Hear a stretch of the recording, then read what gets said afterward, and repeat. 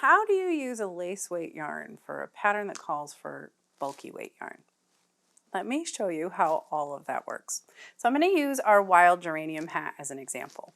The initial sample for that hat is knit in Rowan brushed alpaca, which is this fantastically fluffy, soft alpaca yarn. It's so light and fuzzy. I love it. But I've also knit this hat in Rowan tweed, the DK tweed color, holding 2 strands together.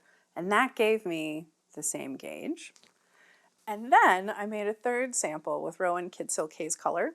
It's Kid Silk and mohair, and it's a lace weight yarn. But if I hold the strands tripled, I get the same gauge. So this is a way that you can do a little bit of stash diving, or you see that one amazing skein of yarn in the yarn shop and it's not the weight for the pattern that you want, but maybe you can make it work. This is how you make it work. So this is the brushed alpaca that we made the initial sample of the wild geranium hat in. And you can see it's a bulky yarn. It's pretty thick. And here's the Kid Silk Haze. You can see what a difference that is. There's no way you'd get the same gauge with this that you would get with that. This fabric, if you knit it on the same size needles, would be really loose. You'd be able to see through it. It wouldn't have very much structure. It would almost look more like a net, and you'd lose a lot of your stitch definition. So the way that I do that is I'm also a spinner. And so one of the great techniques when you spin yarn, when you're plying it back together, is something called chain plying.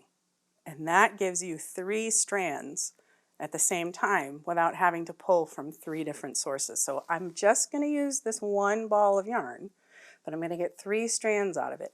It's not a center pull ball, so I'm not pulling one strand from the center and one from the outside and then magically making a third one appear. I just have 1 strand of yarn coming from the ball. I'm going to show you how I turn that into 3. So I start with a slip knot. You should all know how to make a slip knot at this point. Just a regular slip knot. Don't tighten it up because we're not putting this on the needles yet. I'm going to reach through that slip knot and grab the yarn and pull it through. And I'm going to pull through a good chunk, probably about as far as my arm can reach.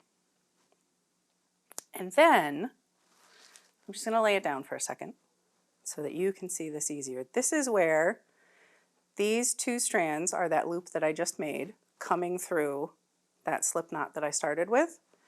And then this is the strand that's still connected to my ball. What I want to do is just pinch that for a second where all of that comes together and just pull along the length of that big loop that I made until I get to the end of it.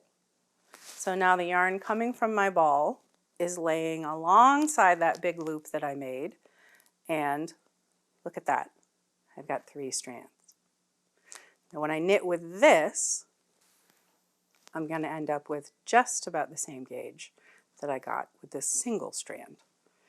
And let me show you how you keep going with this. So I'm going to treat this like it's its own strand of yarn, even though it's 3 strands of yarn. And I'm going to make a slip knot. I'm going to pop that on my needle. I'm going to snug it up so that it fits comfortably around the needle, but it's not too tight. And then I'm going to cast on.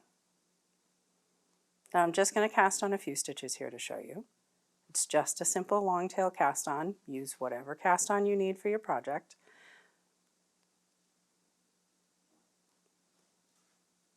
Great, Sarah. What happens when you get to the end of that big loop that you made? This is my favorite part. I'm going to knit a few stitches here so I can get you closer to the end of that loop and show you how you make more of this 3-strand yarn.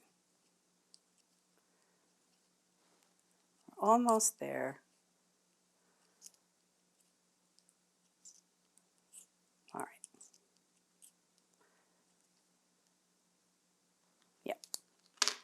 All right, so here we're pretty close to coming up on the end of that first big loop that we made, right? You can see that. All I'm going to do is reach through this loop, grab that single strand of yarn that's connected to my ball of yarn. I'm going to hold on to this pretty firmly, and I'm going to pull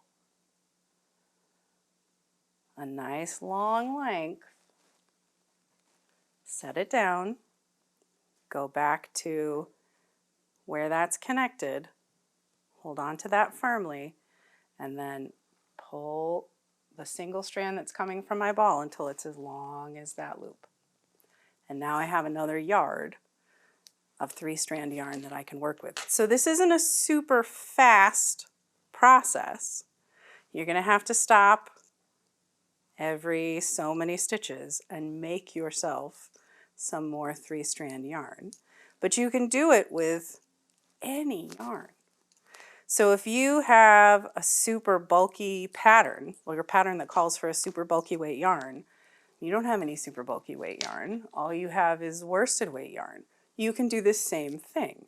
You start with that slip stitch, pull a long loop through that slip stitch, match up the incoming yarn with that so you have 3 strands, and then you knit with that. You can also double strand yarn. So like I said, the middle sample that I have here, I did with the Rowan Felted Tweed color, and that changes colors beautifully on its own. And that one, I simply pulled 1 strand from the center of the ball and 1 strand from the outside of the ball. This is a DK weight yarn, so when you hold it 2 strands together, it's slightly thicker than a worsted weight yarn, and so that worked well in place of the bulky yarn because the brushed alpaca isn't super bulky, it's just a number 5. So you could do that. You could take a color changing yarn and work it against itself from both ends so you get some of these great marled colors. Or you could simply take 2 separate colors and work them together, and you would have a marled project where it's the same color marl through the whole project. The Rowan Kid Silk Haze that I did that I just showed you how to do the loop with, this one also changes color throughout the ball, and you can see how it changes from light to dark to light to dark. And that's over 3 strands of yarn held together. So, and it's just so fluffy and squishy. I mean, I love a good mohair. So this is a great way for you to change the gauge of yarn that you have in your stash to work with the projects that you want to work. Now, again, you always want to knit a gauge swatch. So give it a try, do the chain plying, see if you can get the right gauge. You may need to do additional strands, like maybe you want to turn this Kid Silk Haze into a super bulky yarn. So you get 2 balls going, you chain ply both of them, so you've got 6 strands going at the same time to get your super bulky yarn. I mean, there's all kinds of possibilities that you can do with it. So have fun, see what you make, leave me a comment, show us pictures on our Facebook group. We'd love to see what you're working on. Happy knitting.